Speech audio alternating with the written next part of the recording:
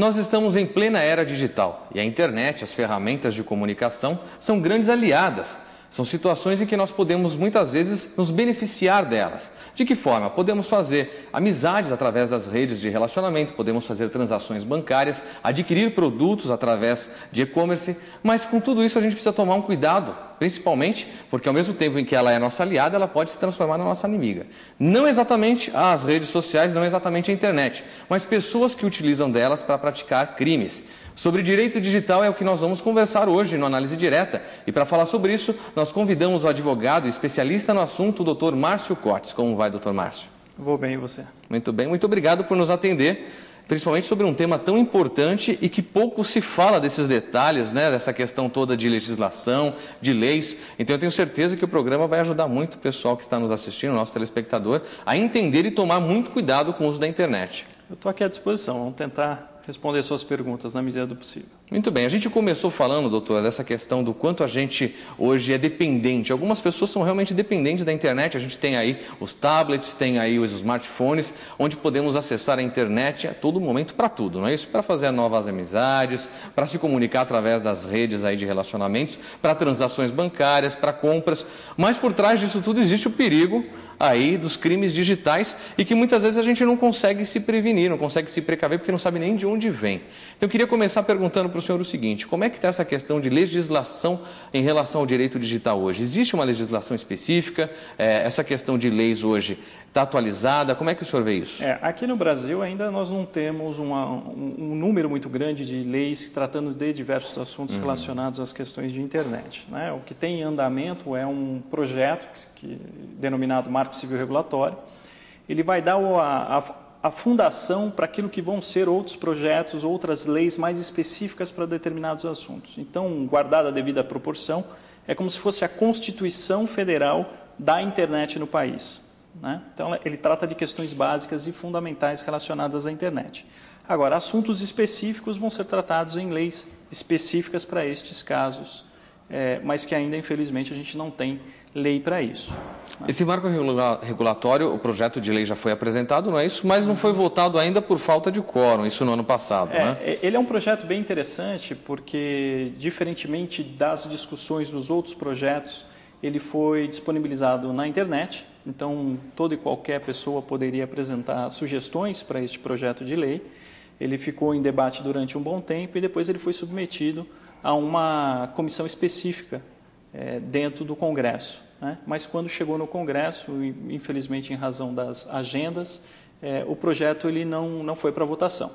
Mas ele está lá aguardando o seu momento oportuno a ser votado. E a gente precisa torcer para que passe logo aí as eleições, porque agora nesse período não vai acontecer nada em relação ao projeto, mas para que passe e passando para que os legisladores tomem esse cuidado. Aliás, falando nessa questão legislativa, o senhor acredita que falta uma atenção especial por parte não só do Poder Legislativo, mas também do Poder Executivo, quer dizer, do governo federal, dos governos estaduais? Falta atenção deles em relação aos crimes digitais? Eu vou um pouco além, né? Não são só as questões dos crimes digitais. É óbvio que quando a gente fala de crime é a situação mais complicada que existe dentro do convívio em sociedade. Mas você tem outras implicações também que são relevantes, como o caso do bullying, que é o cyberbullying, que ainda não é crime no país e que vem trazendo grandes transtornos aí nas redes sociais, né?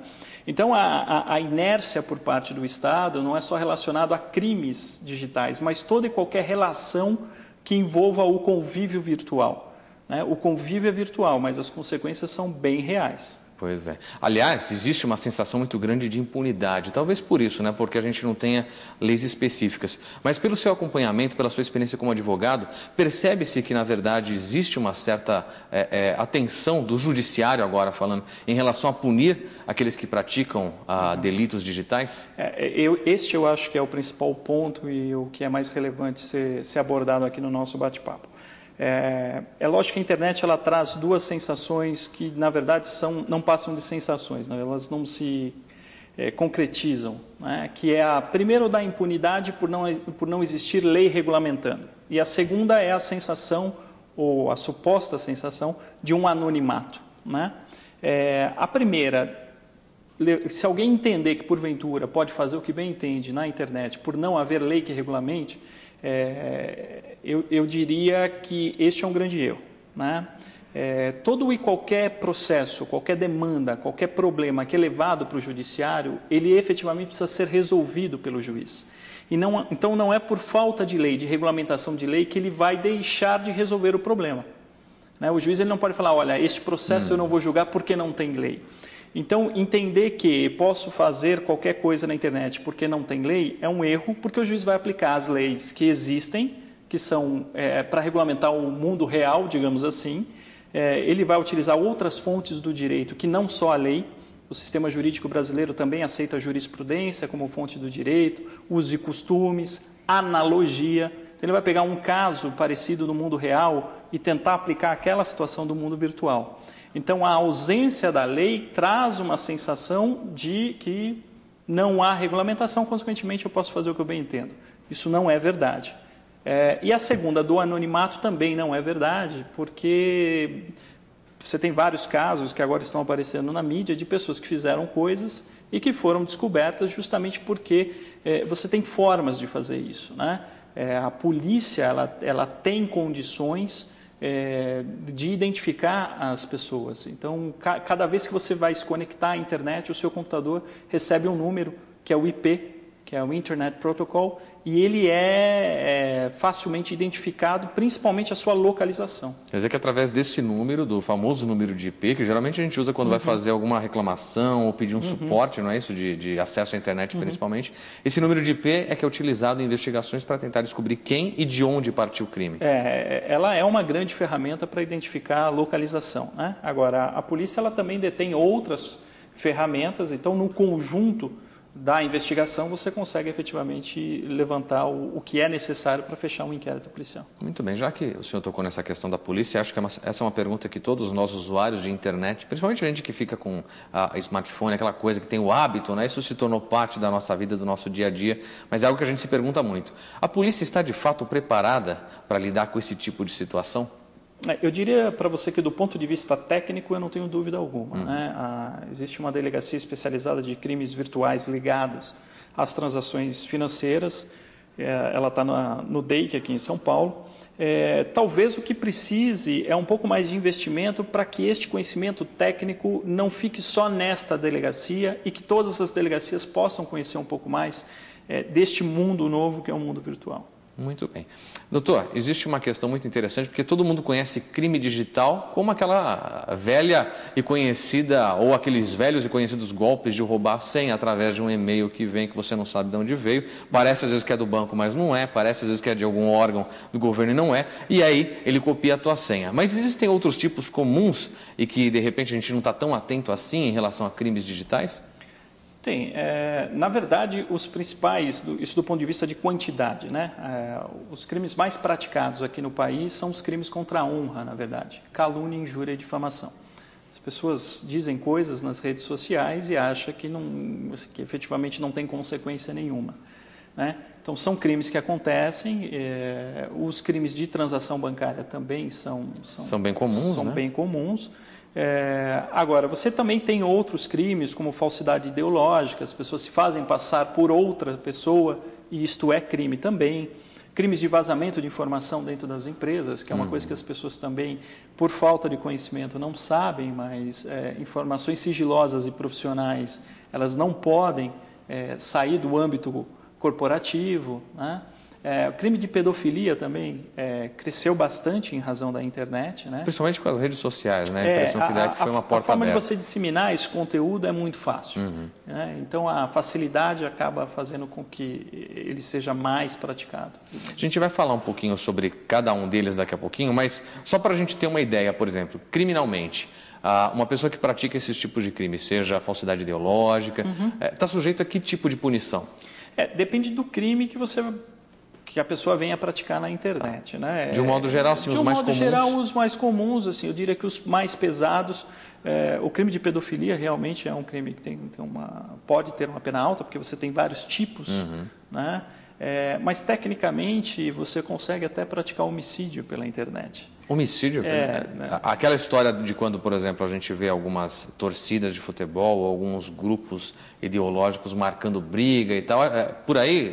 Não, esse aí seria o crime de rixa. de rixa. Tá. Agora, o crime, por exemplo, tecnicamente é possível o crime de homicídio, porque hoje alguns hospitais com uma alta tecnologia disponibilizam para os seus médicos que eles venham a prescrever determinados medicamentos por meio da intranet ou da própria internet. Né? Então, ele se utiliza de um palm top, ele vai acessar o fichário de um paciente, ele vai prescrever um medicamento e a enfermeira vai receber isso lá no hospital. Se porventura alguém invadir o sistema de segurança do hospital, pode prescrever algum tipo de medicamento que leve o paciente à morte.